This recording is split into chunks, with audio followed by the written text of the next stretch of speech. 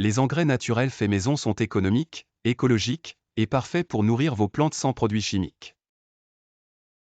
Fabriquer vos propres engrais biologiques vous permet de contrôler la qualité des nutriments et de réduire les déchets ménagers en les transformant en ressources précieuses pour votre jardin.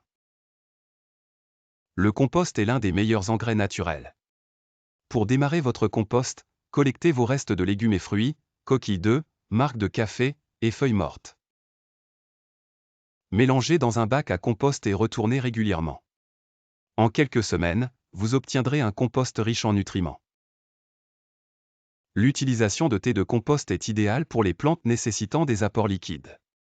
Placez une portion de compost mûr dans un sac en tissu et laissez tremper dans 5 à 10 litres d'eau pendant 24 à 48 heures. Utilisez ce liquide pour arroser vos plantes et leur donner un coup de fouet nutritif. Les coquilles d'œufs sont une excellente source de calcium. Après les avoir rincées, laissez-les sécher puis broyez-les en une fine poudre. Mélangez cette poudre avec le sol ou saupoudrez-la autour de vos plantes pour un apport constant en calcium. Le marc de café fournit de l'azote et améliore la structure du sol.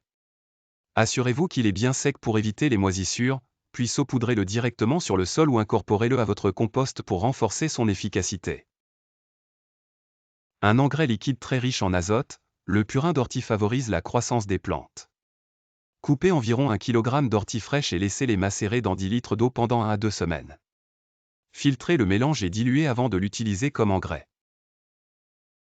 Riche en potassium et en calcium, les cendres de bois sont un excellent ajout pour les plantes en fleurs.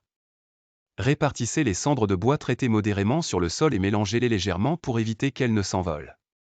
Attention à ne pas trop en utiliser. La peau de banane est riche en potassium et en phosphore. Coupez les peaux en petits morceaux et enterrez-les directement dans le sol près des racines pour transmettre ces nutriments aux plantes. L'eau de cuisson non salée des légumes est une excellente source de nutriments. Laissez refroidir cette eau avant de l'utiliser pour arroser vos plantes afin de ne pas les choquer thermiquement.